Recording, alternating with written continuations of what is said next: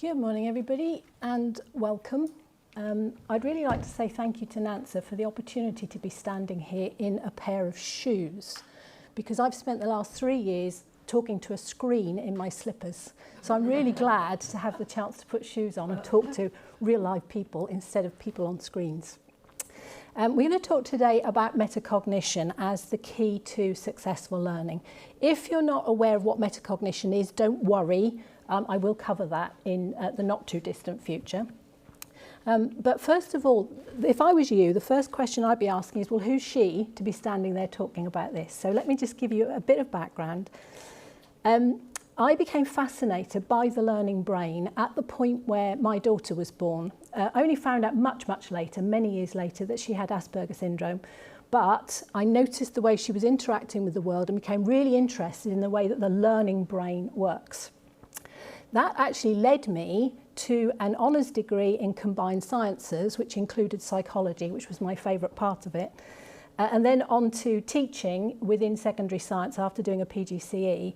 But what I found was that I had an empathy for the students who had difficulties, not just because of my daughter, but because I realised that I had struggled as a learner when I was at school, and it turns out I have a very small capacity working memory, which means that information falls out pretty quickly, and that can be a difficulty.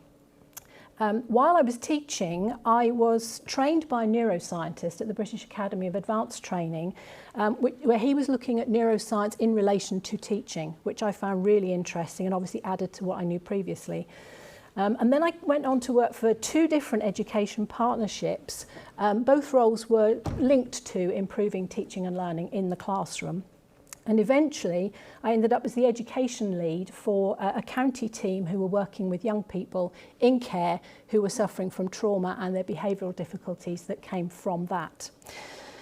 However, when that project finished, I was then independent, i.e. unemployed. And I realised that all the roles that I'd had up to that point, I was strongly advocating on behalf of the learners. And so I offered myself to schools as an independent success coach. And during that time period, I developed the Learner Success Pathway, which was a pack of materials that I'd pulled together from all the other stuff that I'd created over many years in education and put together in a way that could support learners who were struggling. And I had a reputation for making a real difference. Once I started in a school, they wouldn't let me go, which meant I ended up very quickly at capacity. And was nicknamed in local schools as the Brain Lady. But a lot of the students that I worked with were on the autistic spectrum, and I eventually came to focus on the importance of metacognition, which I will explain later. So what I do now, having moved out of schools as a result of the pandemic to online, you can see here the box that has parents and carers in one corner, school leaders in another, teaching staff in the other one, and support staff in the last one. And that's because I work at supporting all the adults around a child to help the child or the student start thinking in a metacognitive way. If we all be in their corner, then we can make that happen. So I'm not an expert in autism, but I do have several members of my family who are on the autistic spectrum. I've obviously worked directly with students who have difficulties related to autism and with other students whose brains work differently for whatever reason. So it could be a result of trauma, ADHD, and all the other things that can cause difficulties. So what I can do is share what I have found to be successful for them. And the picture here I'm very proud of is my grandson, who is now 21 and who is smiling, which really means something to me because his mother, my daughter, doesn't smile. As a result of her difficulties, she's never learnt how to smile. So this is a special picture for me. Okay, to start with, I'd like to tell you 3 true stories of students that I've worked with so that you can see firsthand the impact that metacognition can have. And then I promise I will tell you what it is. So the first one is about a year 8 lad with fetal alcohol syndrome disorder. He was affected by trauma. He was in the care system. And when I started working with him, every time he was asked to do something, he would push it away and go, that's too hard. That's too hard. I'm not doing that. That's too hard. And I worked with him for a while. And I'm going to cut a long story short, but the day I realised we were making real progress was the day that we were working out his times tables. I have a big box of buttons that I use students to actually physically see what their times tables is all about. And we were doing the 12 times table, which was quite an extensive thing for him. And he suddenly turned to me and said, "So what happens when you get to 13? And I said, well, wrongly, I said, you don't need to know about 13. That gets a bit hard. And he said to me, that's fine, I can do hard. That's the difference between a child who was saying, I'm not doing that, it's too hard, not doing that, it's too hard, to, that's fine, I can do that, I can do hard. So that's the difference it can make. You can change a child's thinking so that they are able to think more for themselves.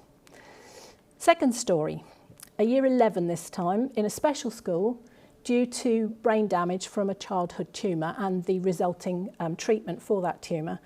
So he ended up unable to write clearly or remember very much at all. So I was called in to work with him, and I started working with him on memory, things that he could do that would make learning more effective for him and then remembering that learning.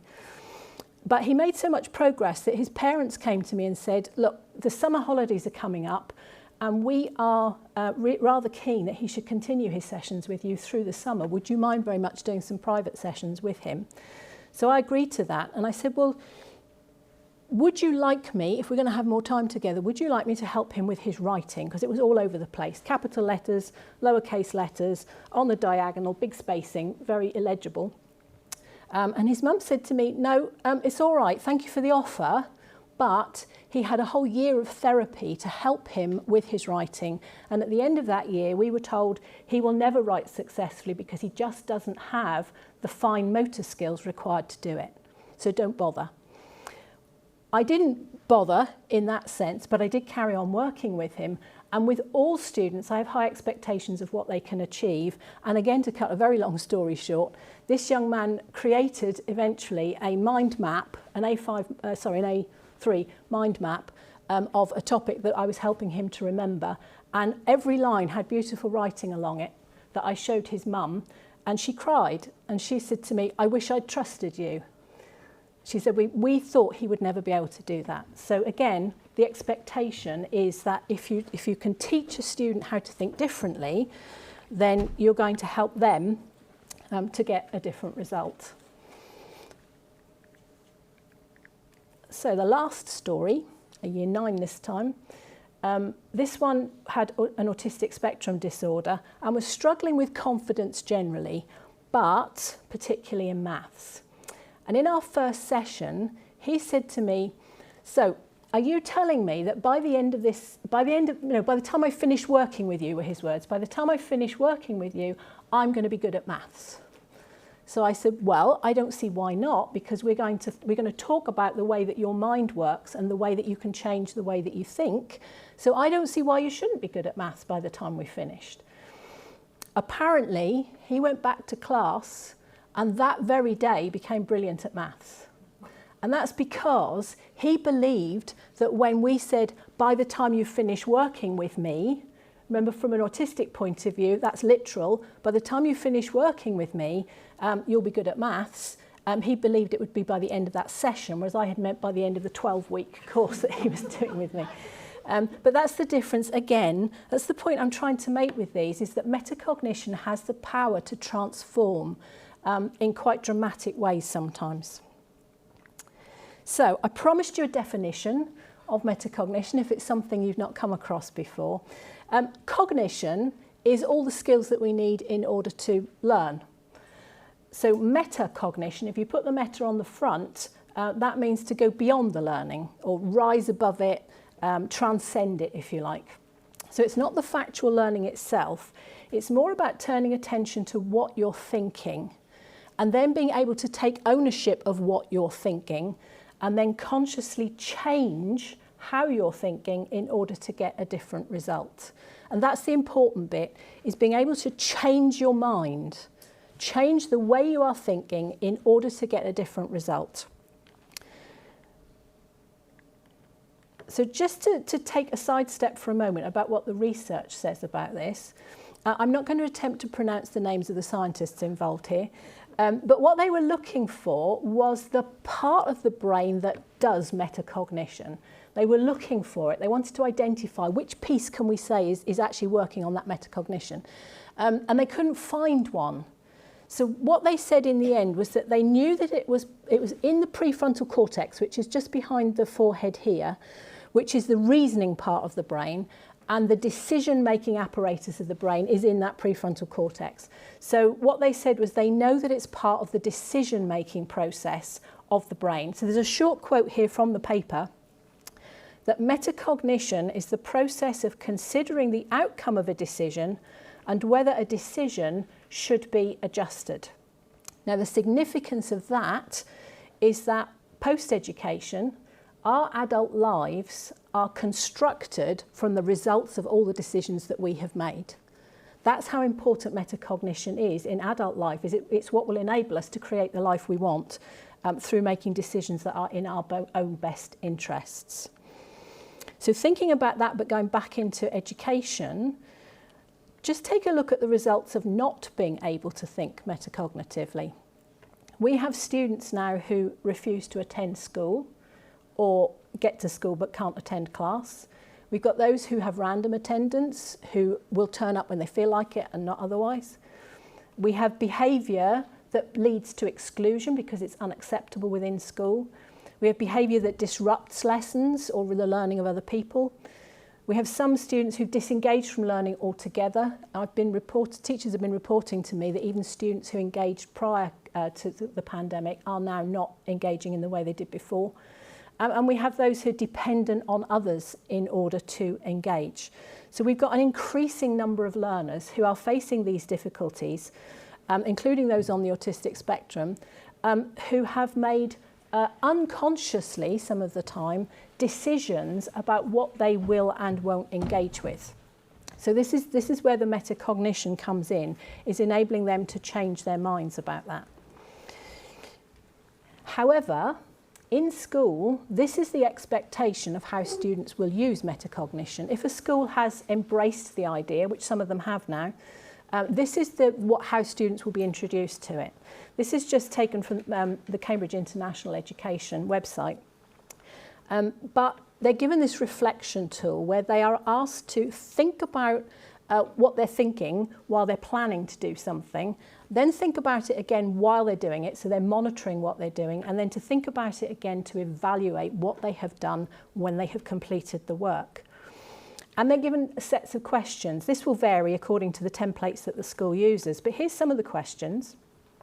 So in the planning stage, what am I being asked to do? Which strategies will I use? Are there any strategies that I've used before that might be helpful? Then in the monitoring stage, is the strategy that I'm using working? Do I need to try something different? And then the evaluation stage, how well did I do? What didn't go well? What could I do differently next time? What did go well? And what other types of problems can I use this strategy for? Now, those are quite sophisticated questions for someone who's struggling. The worst one I've seen is, what don't I know?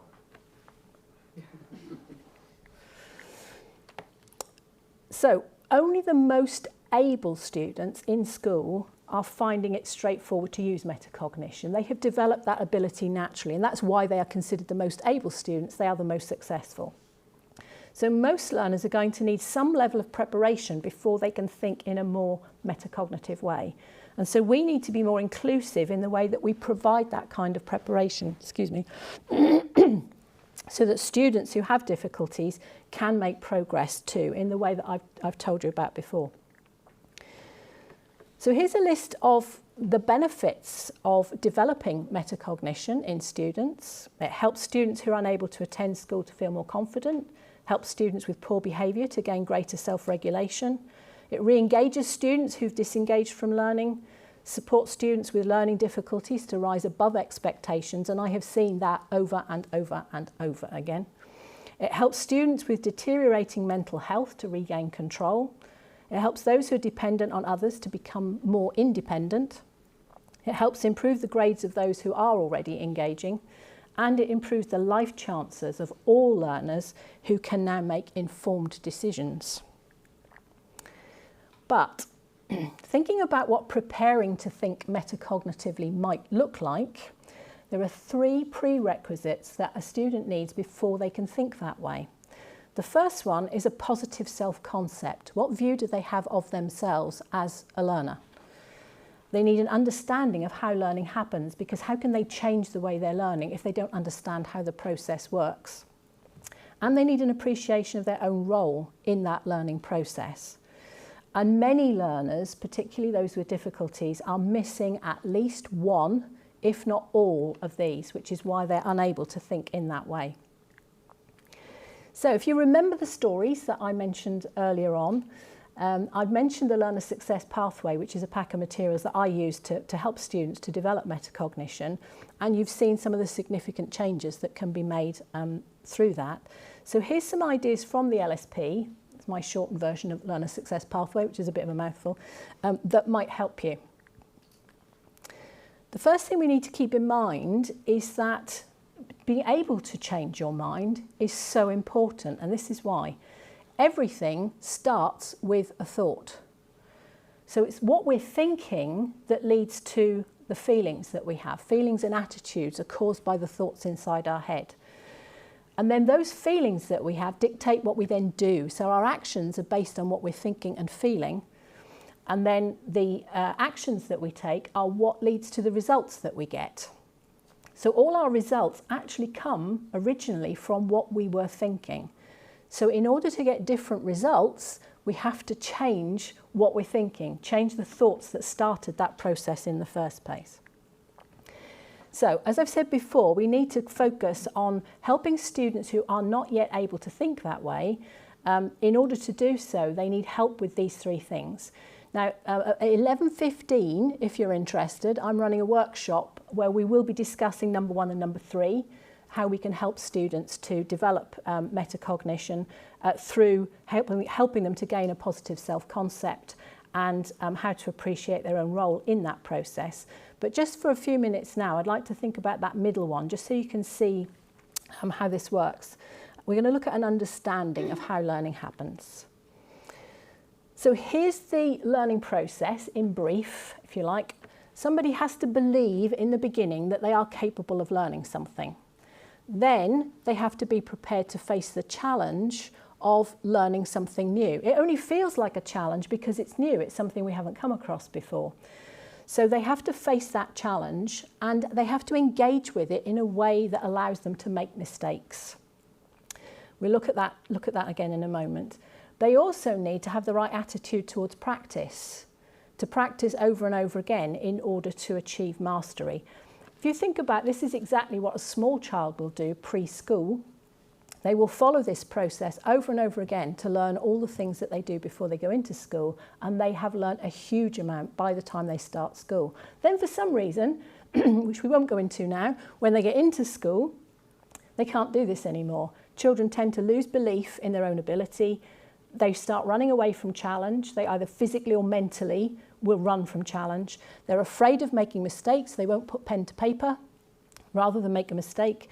They feel that they should get it right first time, and if they don't get it right first time, they will stop. They're not prepared to have another go at it, and therefore they are not mastering the things that they could master if they were able to follow this process more carefully. So, you've got 1 or 2 of my LSP resources here, just because it's the best way of me showing you what I mean.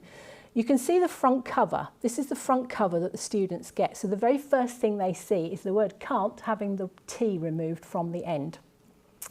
The importance of this is massive, because when we say the word can't, we are informing our subconscious brain that doesn't think for itself that we can't. The subconscious brain will believe it and make sure that you can't. Now, what some educators say is they get the students to say, I can't do it yet. But there's still a problem with that, because the brain is still hearing can't. So it will still struggle to do that. And we have to change it. We have to change it to I can, remove the T, I can do this. But that still feels wrong to a subconscious brain if the child is struggling. It feels like a lie. But all we have to do to make it sound like the truth is to say, I can do this, I just need some help. That satisfies the subconscious brain. It hears I can, but it also hears a solution that means it's happy to go ahead and allow you to be able to do that. And you've lifted that limit that your own brain put on you when you said can't. The second section of that learning process is challenge. And we have to help students to understand that we all have a comfort zone. We all need one. When we're not feeling very well or we're upset, we all need to go into our comfort zone. And it's different things for different people. Some go to a room that makes them feel safer. Some people go to a person that makes them feel safer. Some of us just shut down. So it's different for each person. But if we stay in our comfort zone, we don't learn anything. So we have to help students to understand what their comfort zone is and how they need to push out of that into the challenging zone. The problem is it feels too challenging. So what we have to teach them is that it is actually safe, that discomfort of feeling challenged is actually normal. That is part of the learning process. And students often don't realise that. They think if they feel uncomfortable, there's something wrong. So we have to help them see that that's a natural process and that they can feel challenged and sit with the discomfort and learn from it. Mistakes are also a vital part of that chain that we spoke about. The brain's actually designed to learn from feedback. If you just tell somebody something or show them something, which is what tends to happen in the classroom, the memory trace that is formed is so weak that it's very difficult to remember it. So our brain is supposed to engage with whatever it is we're trying to learn about, make mistakes, because each time we make a mistake, it informs the brain. It goes, oh, okay, it's not that, so it must be this. Oh, okay, so it's not that, it must be this. And it keeps doing that until you reach mastery. But you only get that after repeated tries and repeated feedback to the brain. But that is true learning, because that's when you get the strong memory trace that can actually be remembered. So it's really important that students understand the role of mistakes in their learning. You've probably seen this one before, but while we're going through this process with students, we need them to keep up the self-belief that they have in their own ability as a learner.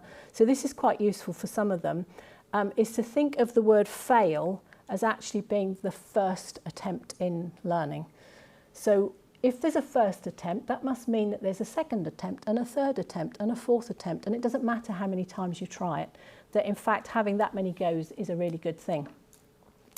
Which brings me to the last section of that learning process, which is the idea of practice. And this is something that I share with the students, is an experiment that took place in the Berlin Music Academy in the early 1990s, where they took all the violinists who had come into that year and compared them with each other. They were all brilliant, because obviously they wouldn't have got into the academy if they hadn't have been.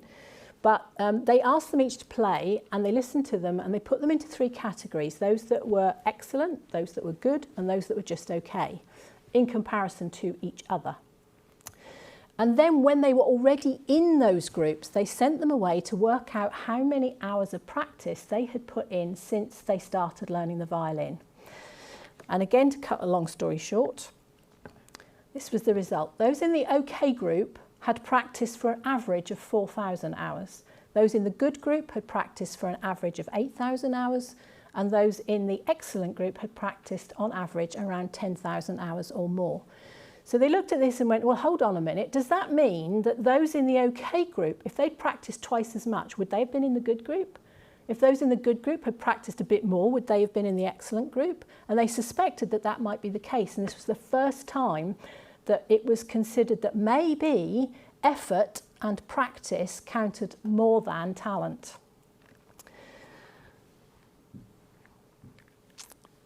So what we've looked at is this learning process and how to improve the belief of a learner in their own ability to sit with the discomfort of challenge, to feel comfortable making mistakes, to be prepared to practice, be prepared to put the effort in. And having the ability then to gain mastery over whatever it is that they're trying to achieve. So we've been focusing on that middle prerequisite and understanding of how learning happens. The other two are very important as well. And in fact, without a positive self-concept, they can't actually get started on this, which is why I work on all three of these when I work with students, and which is what my Learner Success Pathway is designed to do. So, pushed the wrong button. There we go. So if you want to know more about those other 2 prerequisites to helping students to think metacognitively, then please join me in my workshop at 11:15 in the view over the way there. It's called Using Your Role in a Learner's Life to Support the Development of Metacognition. Remember, I mentioned those 4 corners. We all want to be in their corner. So whichever corner you're in, you could come and find out what it is you can do through your role to support students to think in a more metacognitive way. If not, then if you would like to go to my website at lizkeable.com, not too difficult to remember, just spell my surname correctly, it's EA in the middle, and you'll get to the website. And there's the opportunity there to download the A to Z of supporting learner achievement, which is literally the cumulative grouping of some posts that I put on LinkedIn, where I went through the letters individually to help parents and carers and teachers to think more about how they can support learning. At that point, metacognition is only mentioned under M, but the rest of the information in there will give you a good idea about what you can do to get started. So that is it. If anybody has any questions, I'm happy to attempt to answer them. Can I just say, look at the clock. I know it's 9:30 instead of 10:30, but I pride myself on my timing. Anybody? Yes. What happens to people who've been through school who've missed out on this? Can adults benefit from this? Yeah, and it's the lady asked about whether adults can benefit from this if they've passed out the other end. You're not the first person to ask that. Yes, exactly the same process. It's about building the self-concept and understanding how their brain works and understanding the role that they play, because a lot of adults become, without meaning to, become victims because they haven't learnt how to think in that way. And so, but yes, adults can learn just as easily as students. Yeah. Oh, hang on, I've got one here. Another pair of glasses. Sorry.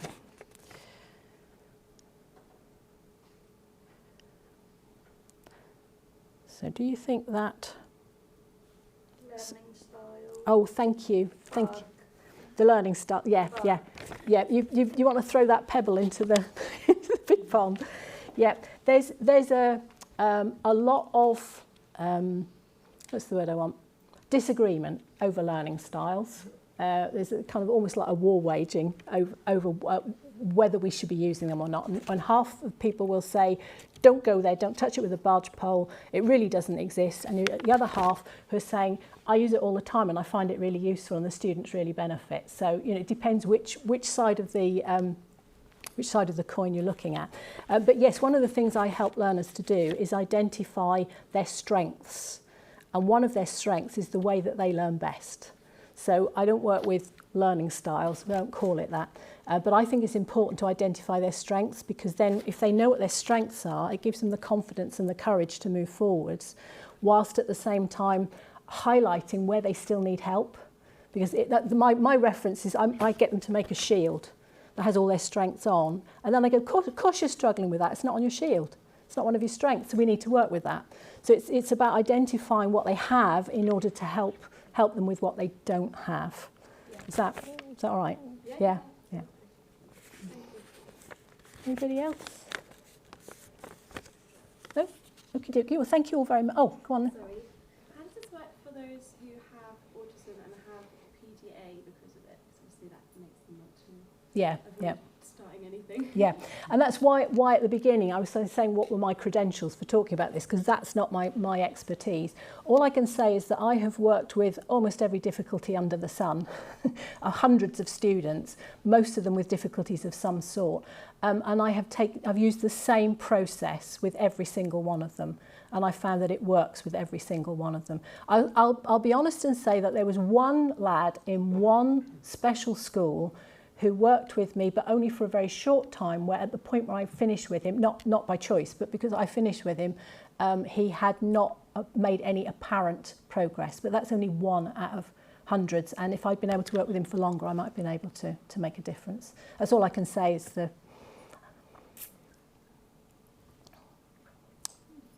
Okay, well, thank you very much. Appreciate you being here.